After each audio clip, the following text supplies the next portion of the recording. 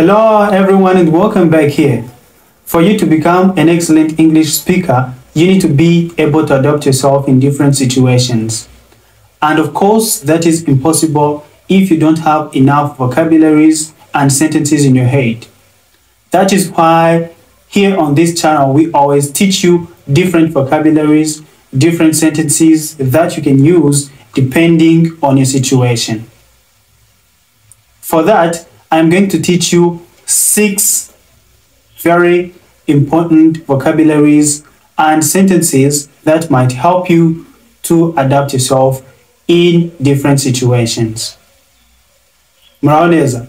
Kugira ngo uvuge neza icyongereza bisaba ko uba ufite amagambo menshi, ubuzi gukora sentences zitandukanye mu mutwe wawe ukaba uzifite kugira ngo ushobore kuvuga ibintu bitandukanye ariko bijyanye na situation runaka urimo.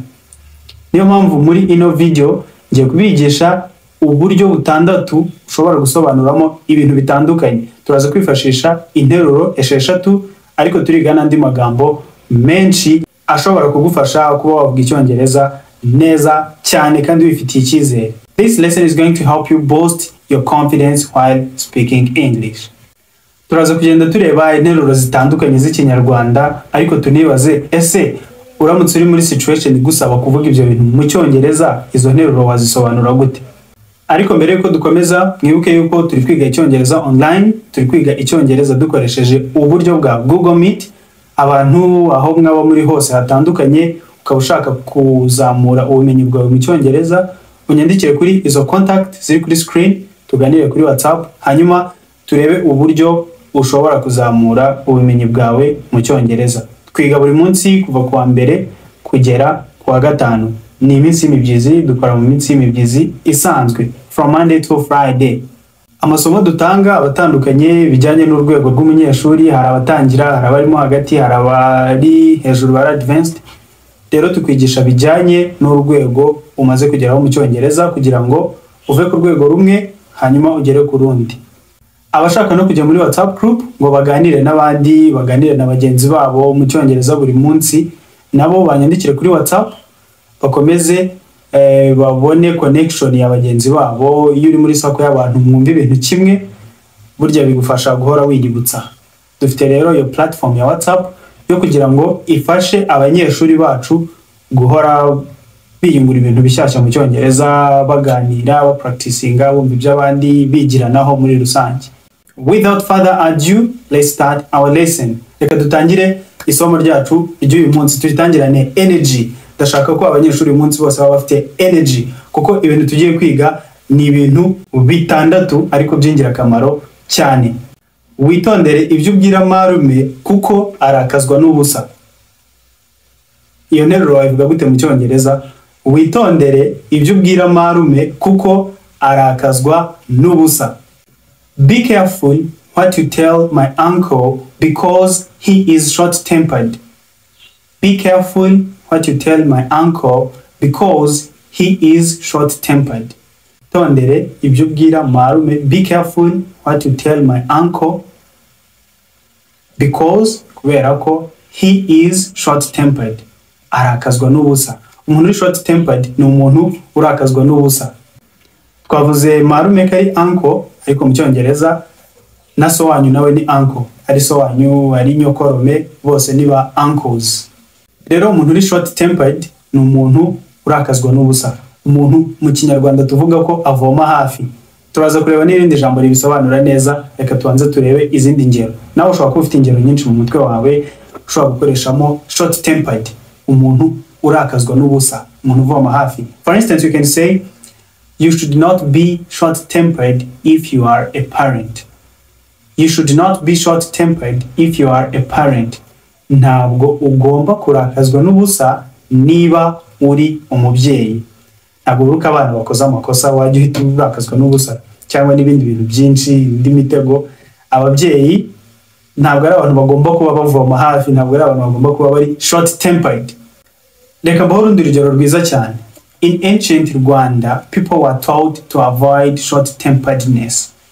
Mu Rwanda rwa kera abantu bigishwaga kwirinda short-temperedness.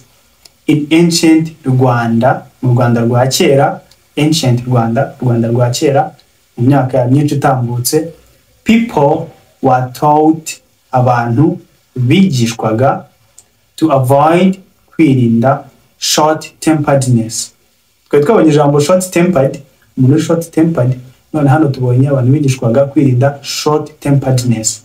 Icyo gikorwa cyo kuba umuntu uvoma hafi, ubufura umuntu uvoma hafi cyangwa se umuntu urakazwa n'ubusa yitwa igifura mu Kinyarwanda cya nyacyo. Rero mu Rwanda rwa kera abantu bigishwaga kwirinda ubufura. Murabizi abazi by'amateka, abanyarwanda bagiraga aho bigishirizwa, aho batorezwa mu itorero, bakiga ibintu bitandukanye, bakiga kumasha, bakiga kwizibukira n'ibindi bintu byinshi byabagiraga ingabo nyine za nyazo zo kurinda igihugu no kukirwanira. Ariko bakagira n'ibintu byitwaga ubuse, guterana ubuse cyangwa se ububyara. Abatazi iby'ubuse ni nko gusebanya, twavuga ko ari ugusebanya. Umuntu akajyara rwose agahimba igisigo akakwibasira pe, ibyo wakoze bitagenze neza, harimo no kukubeshyera, byose bikaba ari ubuse ariko bikujomba kugira ngo barebe ko wababara, ariko nanone bikaba ari kugira ngo abantu baseke, bishime, banezerwe. Nuko rero guterana ubuse abantu babikoraga, ariko bigatuma nyine abanyarwanda birinda ubufura, short temperedness, birindaga ubufura. Igitangaje nuko muri iki gihe umuntu mubwira akantu gatoya akaba by short tempered, umuntu mubwira akantu gatoya gatubona after short temperedness, kibaza is this one Rwandan, kibaza si umuntu n'umunyarwanda, ari biterwa nuko baba baribagiwe ibijyanye n'umuco. I don't know. So these are our two words, short tempered and short temperedness. Uraza nawe kuduha urugero rwawe uze kurwandika muri comment section ibintu bijyanye na short tempered ndetse na short temperedness. Barakundana ariko baba bigira nyoni nyinshi. Barakundana ariko baba bigira nyoni nyinshi. Ibyo bintu wabivuga gute mu Cyongereza? Kwigira nyoni nyinshi, kwiyoberanya, kwerekana ko utari mu kintu kandi ukirimo, kwerekana ko ufite imico myiza runaka, hari icyo umariye abantu kandi atari ko bimeze, ukiyoberanya cyangwa se kwigira nyoni nyinshi. Iyo nteruro wayivuga gute mu Cyongereza? Barakundana ariko baba bigira nyoni nyinshi.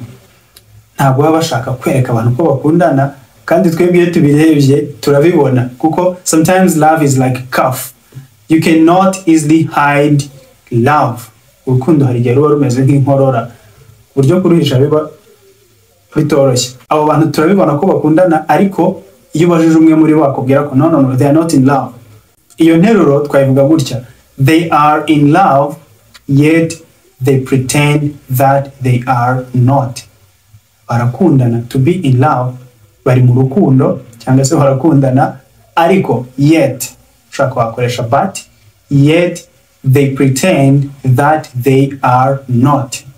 Ariko bigira nkaho badakundana. To pretend byarinde twasobanuraga, kwiyoberanya, bariyoberanya. To pretend, kwiyoberanya, gushaka kwereka abantu ikintu kari cyuri cyo kandi atari cyuri cyo mu byukuri. Aba rero nabo barakundana ariko bigira nkaho badakundana. They are in love yet they pretend that they are not. She pretended that she was speaking to someone on the phone. She pretended that she was speaking to someone on the phone. Yigiraga nkaho ari kuvugana n'umuntu kuri telefone. She pretended, ibyo byabaye kera. She pretended that she was speaking to someone on the phone. Yigiraga nkaho ari kuvugana n'umuntu kuri telefone. Yara pretendinga, urumva nawe harimo akantu ko kubeshya. Ari kugenda ariko ahuye n'abantu kubera ko adashaka kubavugisha, ahise afata telefone. Kigira nkaho ari kuvugira kuri telefone. Uwo muntu ari gupretendinga. That is to pretend. Ari kwiyoberanya, ari gushaka kudeceivinga, kubeshya abantu. Yigiraga nkaho adashaka kurya kandi abishaka. Iyo nteruro yo wayivuga gute? Yigiraga nkaho adashaka kurya kandi abishaka. Uko byagenda kose araza kuzamo pretend. Ino video nirangira uze kwitekerezaho neza, witwandikire muri comment section utubwire uko wayisobanura. Rero umuntu pretendinga niwe twita pretentious. Umuntu uri pretentious ni umuntu pretendinga, ushaka kwiyoberanya. Umuntu uri pretentious, a pretentious person, umuntu upretendinga, umuntu wiyoberanya, ushaka kwigira nyoni nyinshi cyangwa ashaka kubeshya abantu kameze gutya kandi ameze kuriya, aba ari pretentious. Ako ni ibintu bishobora kuba pretentious. Ushobora nko kuganiriza abantu ibintu biri pretentious, ibintu birimo kubabeshya, wenda ukabereka ko ushaka kubafasha kandi babizi neza ko udashaka kubafasha. Rero abantu bakavuga bati your speech is pretentious, speech yawe ibyo uri kutubwira biri pretentious, birimo kwiyoberanya. Mwarimu wacu akora iyo bwabaga ngo twumve isomo. Mwarimu wacu akora iyo bwabaga ngo twumve isomo. Gukora iyo bwabaga, what does it mean in English? Iyo nteruro se wayisesengura gute mu Cyongereza? Our teacher bends over backwards to make sure we understand the lesson. Our teacher bends over backwards to make sure we understand the lesson. Mwarimu wacu bending over backwards. Niryo jambo rishya, bend over backwards. To bend over backwards ni ugukora iyo bwabaga, gukora ibishoboka byose, gushyiramo imbaraga zawe zose kugira ngo ikintu gishoboke. Rero our teacher bends over backwards to make sure, akora iyo bwabaga kugira ngo, to make sure, kugira ngo ahamye neza ko we understand the lesson, kugira ngo ahamye neza ko turi kumva isomo. Ntako mwarimu aba atagize kugira ngo twumve isomo. Wari bwageze muri shop wenda ushaka kwigurira ikintu kimwe. Let's take an example. Ujya muri shop urashaka kugura amasocks gusa, ariko wageraho ugasanga rwose hari abantu bafite customer care iri ku rwego rwo hejuru, bagahita bakuzanira amakote, bakakuzanira amashati, wababwira uti ntabwo mbishaka, bakazana n'inkweto batirika izi ngizo wazikunda, urabona ko rwose biranajyanye, bati wagira ngo ni wowe zaremewe. Bakagerageza gukora ibishoboka byose kugira ngo ube wagura. Abo bantu baba bari kubendinga over backwards, bari gukora iyo bwabaga. Kubendinga over backwards hari n'igihe hazamo no kwinginga cyane, kwingingiriza, sometimes to bend over backwards. Nabo rero ugiye gusobanura ibyo bintu bari gukora, ushobora kuvuga ngo they are bending over backwards to please the customers. Bari gukora iyo bwabaga kugira ngo bashimisha abakiriya. Bashobora kuba wenda bari kukwinginga kugira ngo bigende gutyo na gutyo. Hari abandi bashobora gukora delivery, bakajya kuzanira products zabo mu rugo, bagakora ibishoboka byose kugira ngo products zabo zigurwe, bagakora advertisement. Icyo gihe baba bari kubendinga over backwards. N'urugero, nkawe ukora ibishoboka byose kugira ngo umenye Icyongereza, ndatekereza ntabeshya. You bend over backwards to be good at English. Ukora ibishoboka byose kugira ngo umenye Icyongereza. To be good at English, kumenya Icyongereza. To be good at something, kuba mwiza ku kintu, kumenya ikintu runaka. Ushobora kumenya Icyongereza, ushobora kumenya gutwara imodoka. You are good at driving, you are good at English, you are good at many different things. Ibintu byinshi bitandukanye. Hari n'irindi somo nabyigishijemo, muze kushakisha neza muri videos zitandukanye munaza kubibona. To be good at something. Akunda gukwirakwiza ibihuha adafitiye gihamya. Everywhere you can find her, she's always talking, saying something that she does not even have evidence. Akunda gukwirakwiza ibihuha adafitiye gihamya. Iyo niyo nteruro ikurikiraho tugiye kureba mu Cyongereza. She likes spreading rumors without evidence. She likes spreading rumors without evidence. Akunda gukwirakwiza ibihuha. Gukwirakwiza ibihuha ni to spread rumors. To spread rumors. Rumors ni ibihuha. To spread ni gukwirakwiza. Gukwirakwiza ibihuha. Akunda gukwirakwiza ibihuha adafitiye gihamya. Nta evidence, nta gihamya, nta evidence, ariko usanga ibintu ari kubikwirakwiza bivuga ahantu hose. But what's wrong with her? Nta gihamya bifitiye ariko usanga ari kubikwirakwiza ahantu hose. What's wrong with her? Ubundi afite ikihe kibazo? Akunda gukwirakwiza ibihuha adafitiye gihamya. Social media spreads rumors about famous people. Imbuga nkoranyambaga zikwirakwiza ibihuha ku bantu bazwi, famous people, stars. Social media spreads rumors about famous people. Imbuga nkoranyambaga zikwirakwiza ibihuha ku bantu bazwi. Famous people. Urwo ni urundi rugero natanga, ariko nawe ushobora gutanga many different examples. Urugero ushobora kuvuga ngo he spreads rumors about his co-workers. Akwirakwiza ibihuha ku bakozi bakorana. Co-workers ni abakozi mukorana. Uyu muntu afite imico mibi, akwirakwiza ibihuha ku bakozi bakorana. Umuntu rero ukwirakwiza ibihuha, ikintu aba ari gukora, hari igihe hazamo n'ibintu bya gossips, to entertain gossips.